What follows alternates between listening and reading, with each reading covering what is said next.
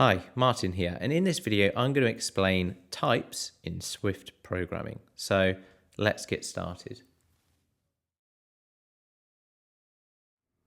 So firstly for this video I'm going to be using Swift Playgrounds and Learn to Code, specifically Learn to Code 2.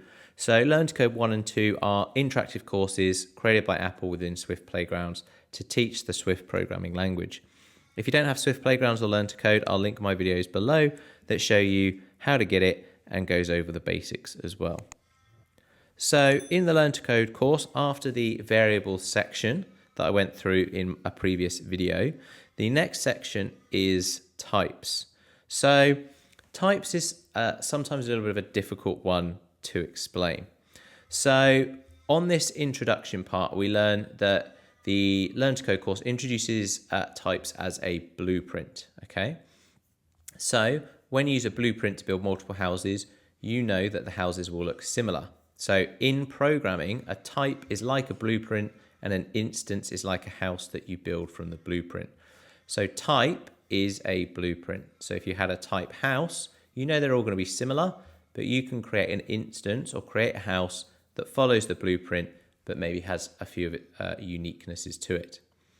So it says here, a blueprint shows the features and behaviors of a house. In a type, features are called properties and behaviors are called methods.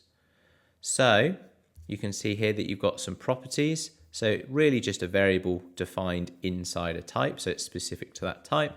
And then a method is essentially a function defined inside a type. Okay. So you can have a type which has various colors. Here it shows bedrooms and then method. So run the water, turn the lights on. So initially, wrapping your head around what types are can seem a little confusing, but once you start to implement it, hopefully it will start to make a little bit more sense. So the final example they have is, let's say you want to open the garage door in a house. Firstly, you refer to that house by name, and then you tell it what to do. So my house, which is the name, and then they're using what they call dot notation, and then what it is that they want to do. So it says here, my house, so in Swift, the part before the dot is the instance, and then the part after the dot is the method from the my house instance, okay? So remember, an instance is just a type, okay? So an instance of a type. So an instance of our house type blueprint. Again, may seem confusing now, but let's jump into an activity so that hopefully this will make a little bit more sense. So we'll go to the first activity, which is deactivating a portal. So in this challenge, it talks about using the dot notation. Okay, so it says here, green portal dot is active equals true. So what that'll do is all the green portals in the world, it will make them active. Okay, so this dot notation, okay, what it says here. So it says here, up until now, you've had called functions in a general way. These functions work for moving your character around, but you can't use them for other items in the puzzle world. So what this is going to let us do is interact with things that we don't specifically have by near. So interact with the world more so. So the first thing that we need to do is use dot notation to set the isActive property of green portal, which they've already given us, to false. So let's go ahead and do that. Okay. And then we can toggle open each switch. So what you can see is if we didn't change it to false, Byte's going to walk forward, hit the portal, and then be transported over here. So we have to turn that portal off to be able to finish this challenge. Okay. So the first thing that I'm going to do is so now we can go ahead and we can solve the puzzle like we normally would. So I'm just going to move Byte forward 3 times to get him into the middle. I'm also going to just turn him to the left, and then I'm just going to create a loop so that he can go forward, toggle the switch, turn around, come back to the middle, and finish that for the last 2. So I'm going to click 4 and add a for loop. I'm going to go 1 to 3 because we've got 3 different switches. And then in here, I'm going to, for each one, add move forward 3 times so that we get to the switch. We're then going to toggle the switch. We're going to turn around by using 2 turn commands. Then we need to get back to the middle. So we want to move forward again 3 times. And then lastly, turn left so that we're facing the next switch. So hopefully, in theory, that should work. So I'm going to click on run fastest. So you should see the portals deactivate. There we go. And now we're just running through our loop like we've done in multiple previous challenges. So again, changing that isActive property essentially is giving us more ways to interact with the puzzle world. So let's try one more challenge just to kind of reiterate the use of types and their instances and how interacting with the puzzle world will allow us to have more control over it.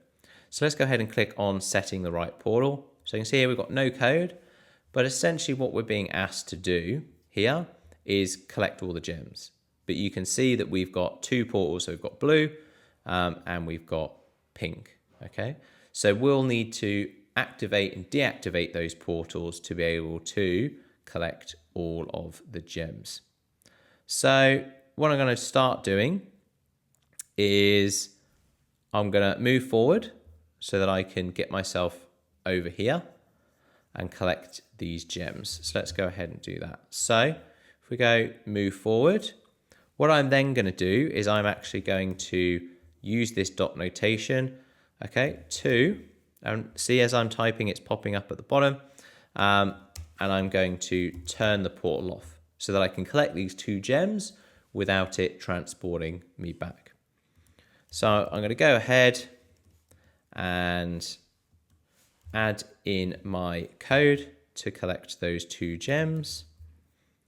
So I'm going to move forward and collect the first one, then turn around again using 2 turn commands, move forward a couple times,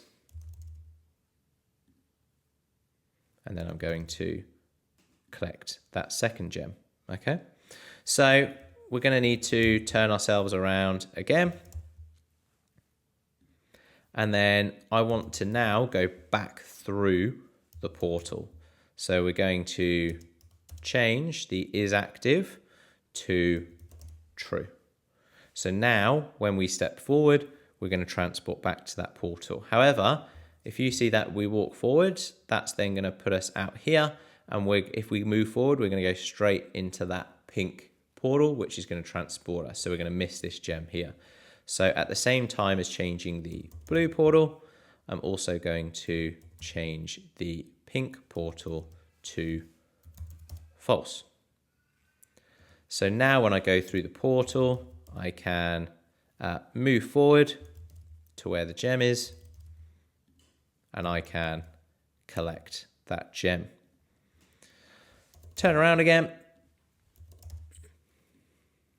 and then I'm going to do the final portal, and I'm going to put the pink portal back to isActive.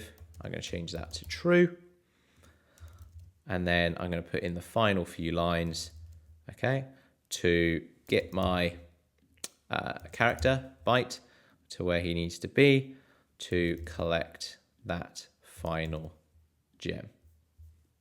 Okay, so seems like a reasonable amount of code, but it's no different than how we've solved puzzles before. The only difference now is that we have to think about that isActive value with the portals and whether they're true or false. So let's go ahead and run that code, and hopefully you'll see now the portals activating and deactivating as we head through the puzzle world, collecting all of the gems. And there you have it. So challenge completed. I really hope that this video has been somewhat useful. If it has, please give the video a like, comment below, and subscribe for more. Thanks, and I'll see you in the next video.